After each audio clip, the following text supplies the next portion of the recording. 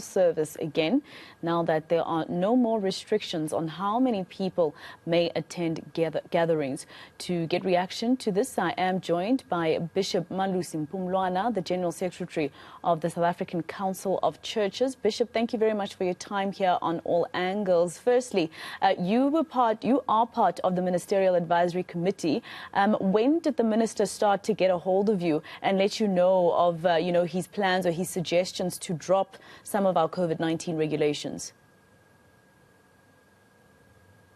I think it's about a day or two ago. At my age, I don't remember everything. But I'm sure, Bishop, that you were.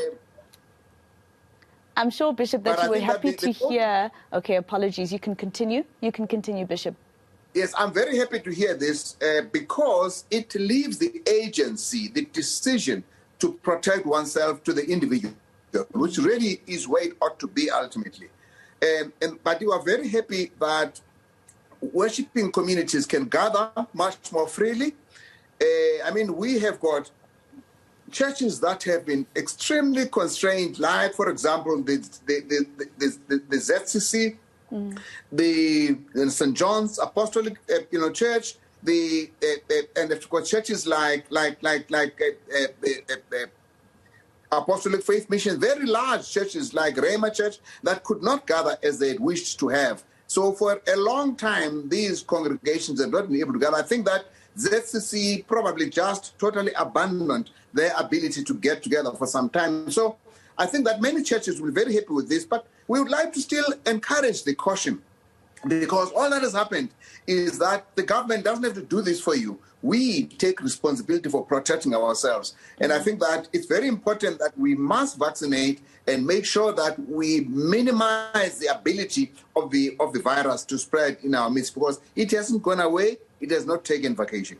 Will you be, for instance, encouraging some churches, especially those that are as big as your ZCC, for instance, as you correctly said, couldn't have, the usual Easter celebrations because of, the regulations around COVID. But would you, for instance, probably advise some of those churches to, encourage their congregants to keep the masks on? I mean, now that we are over the number of people that they can house, at least, maybe they should try and encourage especially certain groups of people to keep their masks on?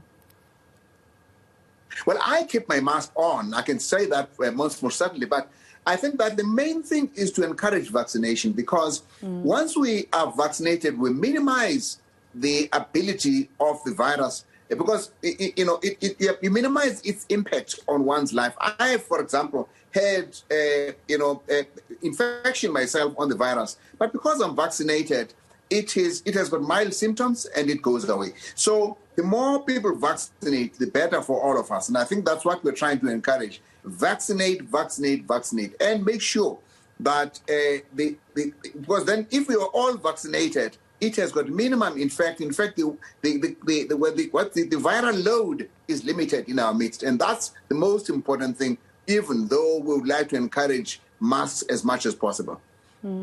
What's your reaction, Bishop, to those who say that the church would obviously be celebrating because it means more money goes towards the church and the priest?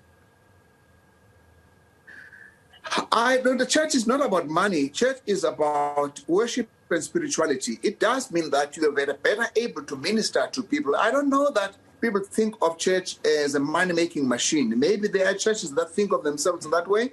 A church is a ministration to people's spiritual and pastoral needs. And that's how we understand a church. It's not about money-making. All right.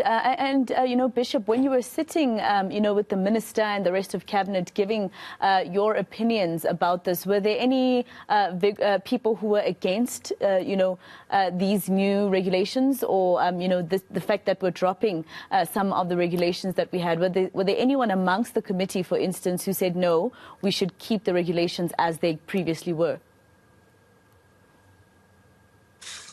No, first of all, let me say that the decision to the way the government functions in this has nothing to do with it. Our committee, which is the Ministerial Advisory Committee on Social Behavior Change, is a multi-stakeholder committee which I just happened to chair. Yes. But it's got, all kinds of organizations, trade unions, everybody participates in this, religious organizations and so on. But all we do is to give advice, and we don't get called to be asked, what do you think of us relaxing? We basically get to hear it like everyone else, but we don't participate in the decision of whether to relax these measures or not. So there was no such a time except to inform that this is going to happen. I think that decision is made in government, and we're outside of government.